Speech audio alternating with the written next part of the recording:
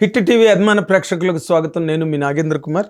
ఇప్పుడే మంచు విష్ణు నటించి నిర్మించిన కన్నప్ప సినిమా చూసి రావడం జరిగింది. ఆ అనుభవం మీతో పాటు పంచుకోవడం కోసం అని చెప్పి మీ ముందుకు వచ్చాను. ఒకసారి గతంలో వచ్చి అంత పెద్ద హిట్లు అయిన సినిమాలను మళ్ళీ తీస్తే ఆ సినిమాలు అంత పెద్ద సక్సెస్ అయిన సందర్భాలు చాలా తక్కువ లేవనే చెప్పాలి.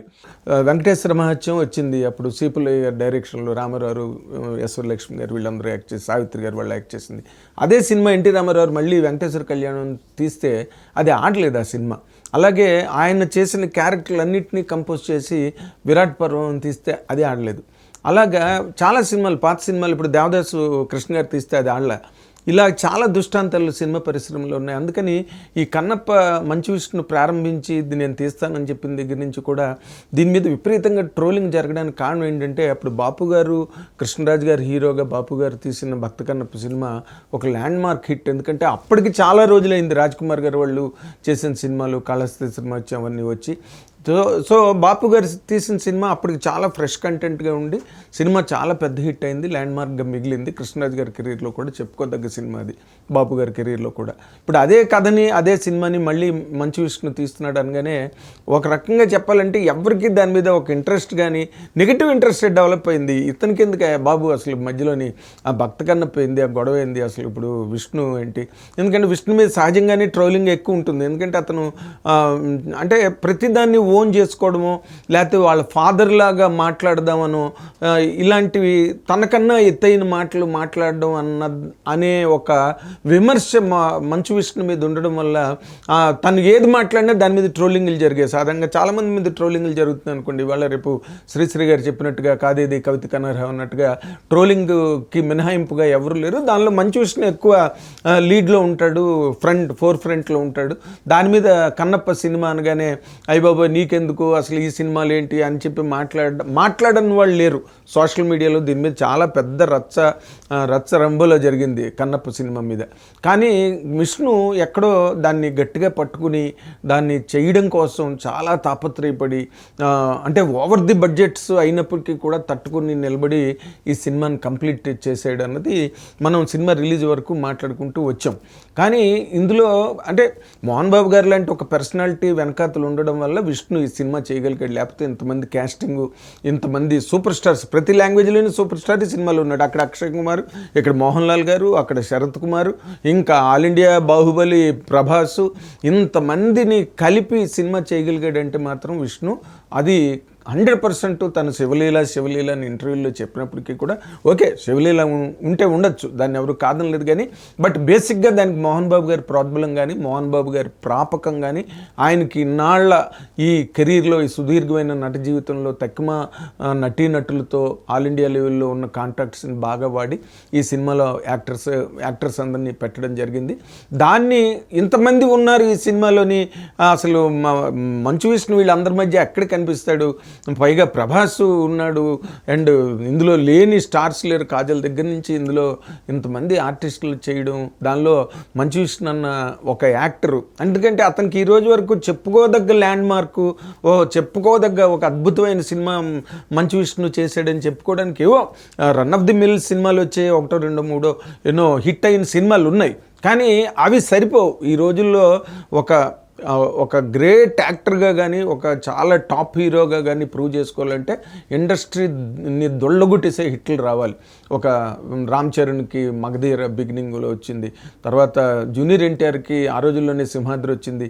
ఇలాంటి మహేష్ బాబుకి బోల్డ్ సినిమాలు ఉన్నాయి చెప్పుకోవడానికి. అలాగే అల్లు అర్జున్కి ఇప్పుడు అలవైకుంఠపురంతో సినిమాతో ఇండస్ట్రీ హిట్ వచ్చింది. తర్వాత తను పాన్ ఇండియా సినిమాకి వెళ్ళి ఎక్కడికో చాలా పెద్ద హీరో అయిపోయాడు.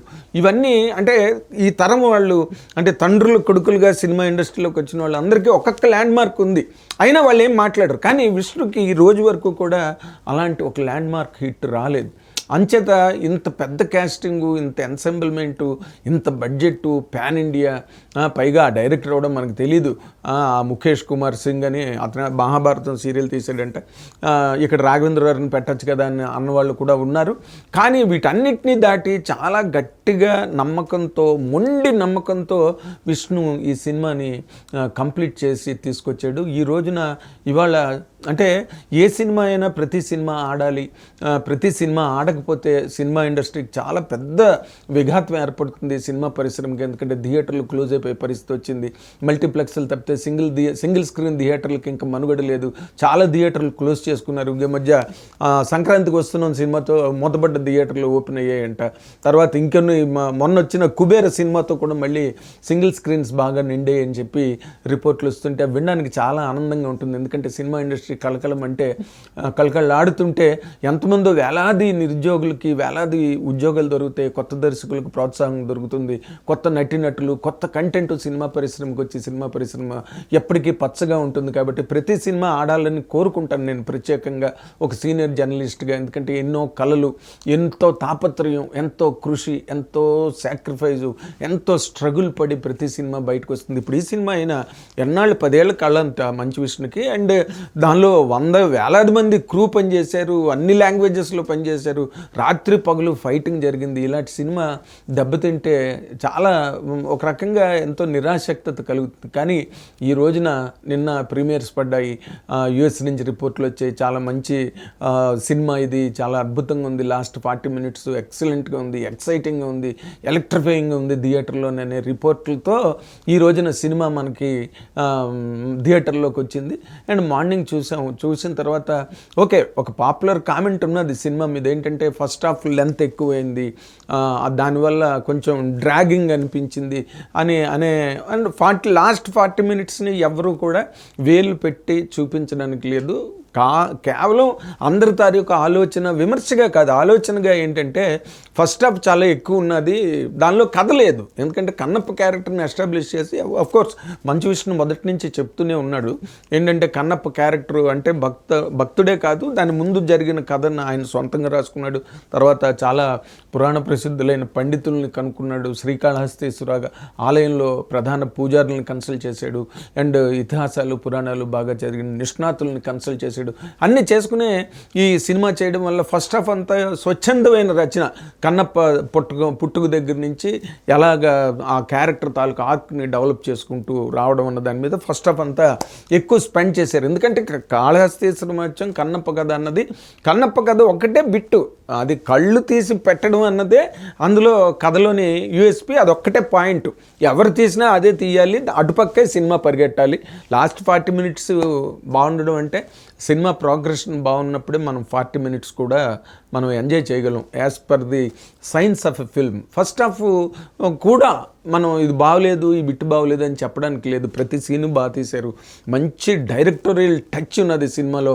అంటే అతనికున్న అనుభవం, ఆ ముఖేష్ కుమార్ సింగ్ని సెలెక్ట్ చేసుకోవడంలో మంచు విష్ణు కానీ మోహన్ బాబు గారు కానీ ఒక మంచి తెలివైన మూవీ వేశారని నాకు అనిపించింది. ఎందుకంటే చాలా మంచి ఎక్స్పీరియన్స్డ్, చాలా మంచి మెచ్యూరిటీతో కథని, ఎందుకంటే లేని కథ అది, రాసిన కథ, ఆ రాసిన కథని చాలా అద్భుతంగా ప్రజెంట్ చేశారు సినిమాలోని. ఎక్కడ కూడా బోరు కొట్టిన సీన్ అన్నదే లేదు. కాకపోతే కొంచెం లెంత్ ఎక్కువైంది, 3 గంటల 15 నిమిషాలు ఎంతో, అంత లెంత్ అవసరం లేదని నాకు అనిపించింది. But they wanted to tell that story at that length. మరి వాళ్ళకి ఎవరు చెప్పారో చెప్పలేదో తెలియదు కానీ, బట్ ఫస్ట్ హాఫ్ అంతా కూడా లెంతీగా ఉన్నప్పటికీ కూడా దానిలో ఒరిజినల్గా ఆ స్థల మహత్యం కానీ లేకపోతే కథకు సంబంధించిన కంటెంట్ కానీ ఏం లేదు. కన్నప్ప క్యారెక్టర్ని డెవలప్ చేయడం, అందులో చిన్న లవ్, రొమాన్స్, ఏదో యూత్కి కావాల్సిన ఏదో చిన్న కంటెంట్ గట్ట క్రియేట్ చేశారు. That's all good. సెకండ్ హాఫ్కి వచ్చిన తర్వాతే సినిమా ఆ సెకండ్ హాఫ్ సినిమాలో ముఖ్యంగా మనకు సినిమా బిగినింగ్ దగ్గర నుంచి కూడా శివుడుగా అక్షయ్ కుమార్ కనిపిస్తాడు. అండ్ శరత్ కుమార్ తమిళ్లో సూపర్ స్టార్ శరత్ కుమారు, మలయాళంలో మోహన్ లాల్, ఇంకా వీళ్ళందరినీ కన్నడంలో కూడా సీనియర్ యాక్టర్లు అక్కడక్కడ కనిపిస్తుంటారు కొన్ని క్యారెక్టర్లో. అంటే ఆ లాంగ్వేజెస్కి క్యాటరేట్గా పాన్ ఇండియా సినిమా అన్న ఉద్దేశంతో వాళ్ళు జాగ్రత్త పడి మోహన్ బాబు గారి కాంటాక్ట్స్ని బాగా వాడి అందరు యాక్టర్స్ని ఈ సినిమాలోకి తెచ్చుకోగలిగారు. వీటన్నిటినీ మించి ఇండియన్ హెర్క్యులెస్ బాహుబలి మన ప్రభాస్ ఆ సినిమాలో ఉన్నారు అన్న దగ్గర నుంచి అసలు సినిమాకి విపరీతమైన హైప్ వచ్చింది. ప్రభాస్ ఉన్నాడు సినిమాలో. ప్రభాస్ ఏం చేస్తున్నాడో ఆ క్యారెక్టర్ ఏంటో తెలీదు. నేనే అడిగాను, కన్నప్పని ప్రభాస్నే పెట్టచ్చు కదా నువ్వు అని చెప్పి.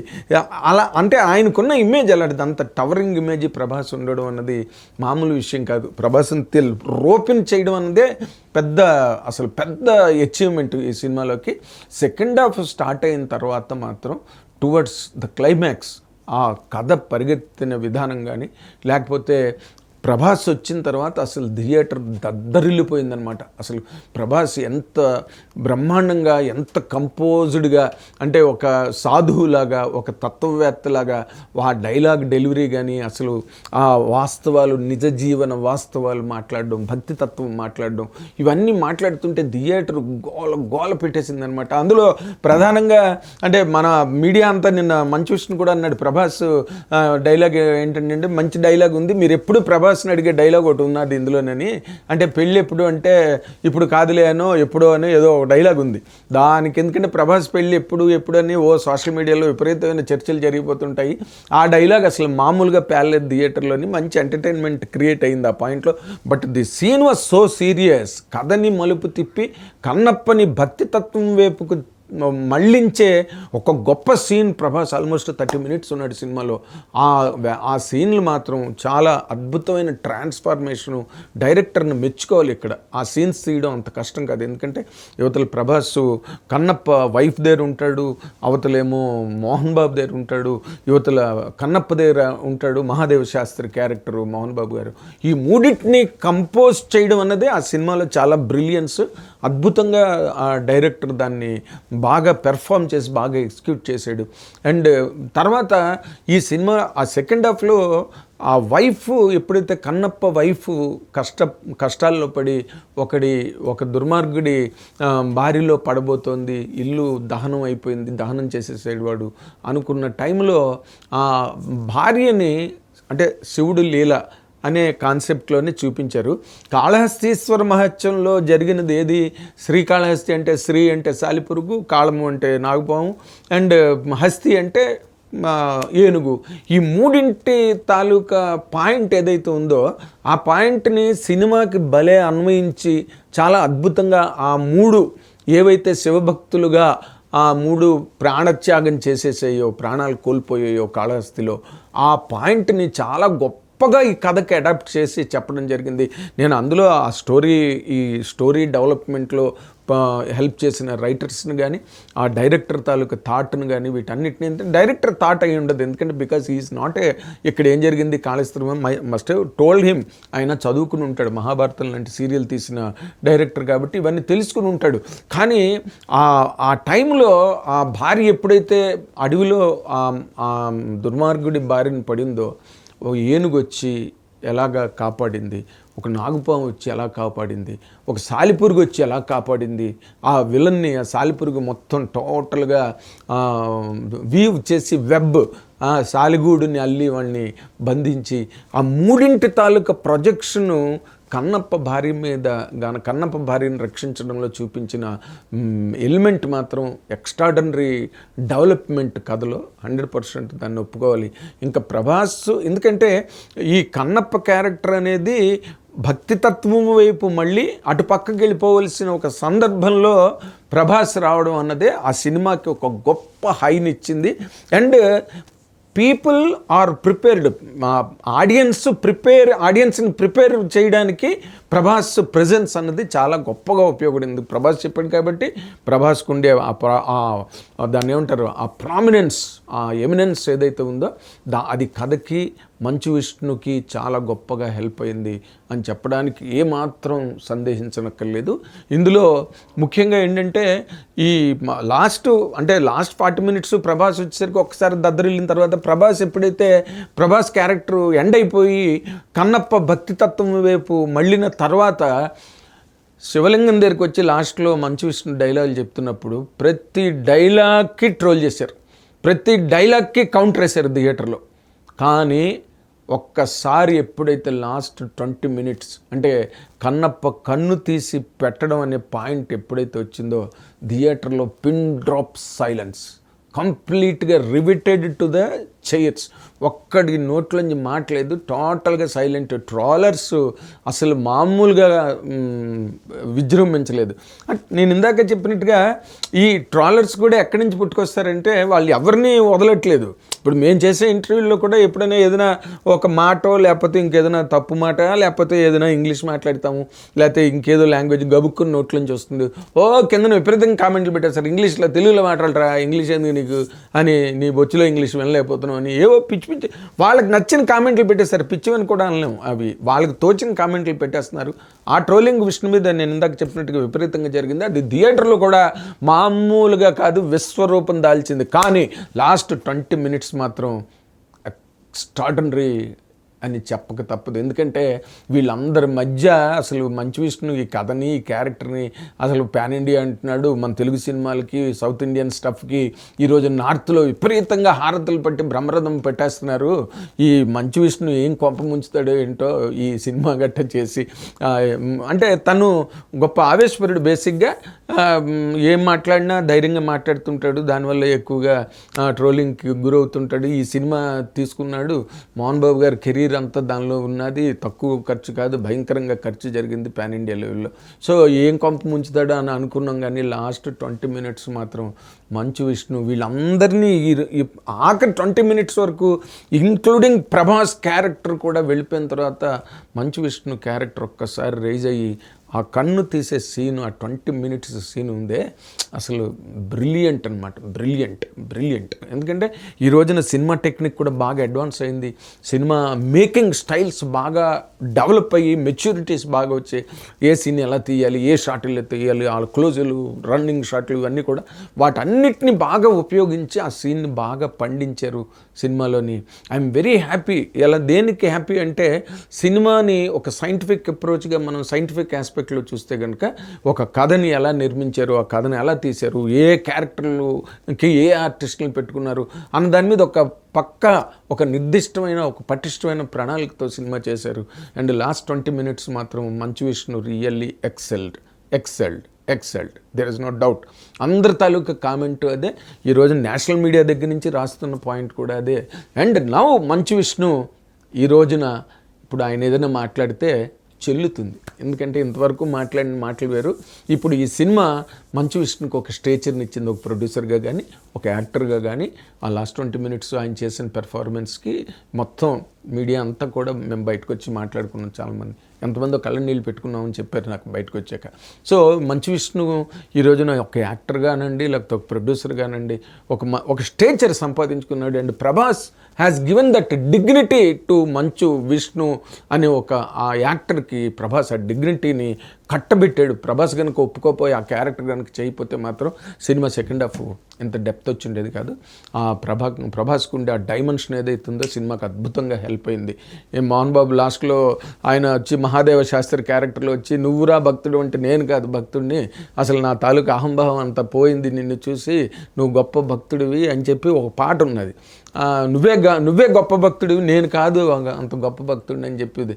నిజంగానే మోహన్ బాబు ఆ సీన్ లాగే ఈ మోహన్ బాబు గారు కన్నా కూడా మంచు విష్ణు మంచి యాక్టరు అని అనిపించే సీన్ అది. మోహన్ బాబు గారు మామూలుగా క్యారెక్టర్లో నాకన్నా నువ్వు గొప్ప భక్తుడు అని పాట ఉన్నది. కానీ ఆ సీన్లో చూస్తే కనుక మోహన్ బాబు గారి కన్నా మంచు విష్ణు మంచి నటుడు అని తాను ప్రూవ్ చేసుకోవడానికి కన్నప్ప అనే సినిమా చాలా గొప్పగా హెల్ప్ అయింది. ఒక గొప్ప ప్లాట్ఫామ్ క్రియేట్ చేసింది అని చెప్పడానికి ఏ రకంగానూ సందేహించక్కర్లేదు. ఓకే, సంగీతం ఎక్స్ట్రాడినరీ ఆర్ఆర్. అండ్ ఆ ల్యాండ్స్కేప్స్లో తీసినవి కానీ, లేకపోతే కెమెరా వర్క్ కానీ అన్నీ అద్భుతంగా ఉన్నాయి. ఓకే, పాటలు మనం ఇంకా లవకుశలో పాటల్లాగా ఘంటసాల గారిలాగా నిలబెట్టి థియేటర్లు పేలిపోయేటట్టుగా పలికే గొంతులు ఏమీ లేవు. అవి ఈ రోజున మ్యూజిక్ స్కేలింగు, మీటర్స్ అన్నీ కూడా మారిపోయాయి. కానీ హారర్ మాత్రం ఎక్స్ట్రాడినరీగా ఉంది. పాటలుగా చెప్పుకోవడానికి అంత గొప్పగా ఏం లేదు. ఫస్ట్ హాఫ్ లెంత్ ఎక్కువ ఉన్నదన్న మాట వాస్తవం, బట్ సెకండ్ హాఫ్ ఎక్స్ట్రాడినరీగా ఉన్నదన్న మాట కూడా వాస్తవం. మొత్తం టోటల్గా చూసుకుంటే ఏంటంటే లెంత్ కనుక కొంచెం తగ్గి ఉంటే కనుక సినిమా కుడ్ హ్యావ్ బీన్ చాలా పేసీగా ఉండేది. అండ్ అన్నీ ఇంకా అదొక్కటే కామెంట్ దాని మీద, పాపులర్ కామెంట్. కాబట్టి Kannappa is a must watch film, there is no doubt about it. Thank you very much.